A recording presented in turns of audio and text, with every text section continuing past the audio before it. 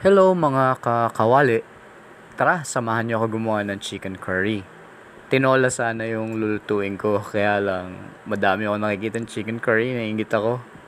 So ito na lang yung una kong inulit. And ito yung mga kailangan natin guys. Post na lang natin kung kinakailangan. Anyway, may mga description naman yan and uulitin natin. Una, ang ginawa ko lang, pinirito ko yung carrots tsaka patatas until mag-brown lang siya para pagluto na yung chicken mismo, hindi tayo mangangapa kung malambot or matigas pa ba yung carrots natin. Few minutes na lang, okay na yun pagkaluto na yung chicken curry natin. So, iprito lang natin and then i-set aside for later use. And then, ang gagawin natin, sabay-sabay na to, minced onion, garlic, tsaka ginger. Saute lang hanggang lumabas yung amoy na mabango, yung aroma niya. Pag translucent na yung sibuyas. So, gigisayin lang natin yung manok and then lagyan natin ng Knorr chicken cubes. Baka naman. Baliktarin lang natin yan. And then lalagyan na kagad natin ng curry powder para lumasa na. By the way guys, may long form video ito. For more kwento, please see me in long form. And at that point nga, lalagyan natin ng curry powder para lumasa na agad sa chicken natin. And yung curry powder, in portion natin nilagay.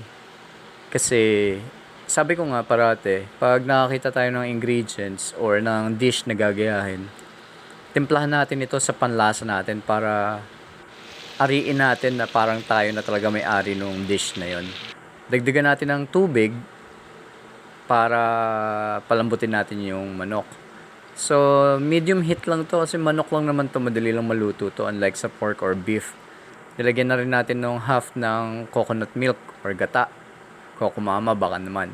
So, ayun nga, dagdagan nyo ng curry powder sa inyong panlasa. At that point, maanghang na yan. Pero, inubos ko pa rin yung isang pouch ng curry powder dyan. So, ang anghang na talaga yan. Ayan na nga yung kalahati pa nung coconut milk. Dinagdagan ko pa ng konting tubig. Hinugasan ko lang yung pouch. Tinimplahan ng asin, paminta, at saka ng for added flavor, patis na rin or fish sauce. Lawrence baka naman. Ayan, nilagyan ko rin ng cooking cream yan para maging creamy lalo yung chicken curry natin. Dadagdagan ko pa nga yan ng curry powder, sabi sa inyo.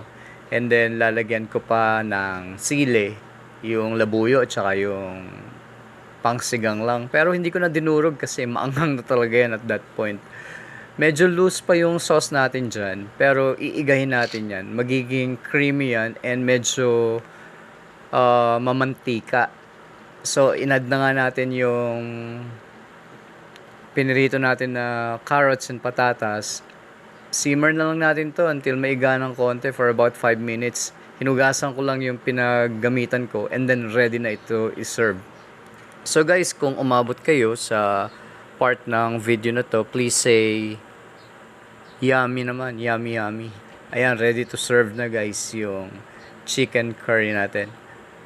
Again, say yummy yummy lang guys para alam ko na may nanonood ng mga long form video na ginagawa natin. And sana nakapasa sa panlasa nyo ang chicken curry na ito. Tignan nyo yung carrots guys, ang ganda ng kulay. And ayan, ginarnish na lang natin din yung mga sili nga. Nilagyan na lang din natin ng hard-boiled egg para healthy konti. At ayun yung hopya ni Echage. Ayun yung baon ko guys. Kakainin ko na yan. Pakita ko sa inyo. Kasi driver ako. Para kumita naman tayo konti hanggang magpapasko. Yun lang guys. Sana nagustuhan nyo ang video na ito. If you like this one, please like and share. And follow me for more. Salamat parati sa suporta. Nakikita ko kayo guys. Again, thank you very much for watching. Bye!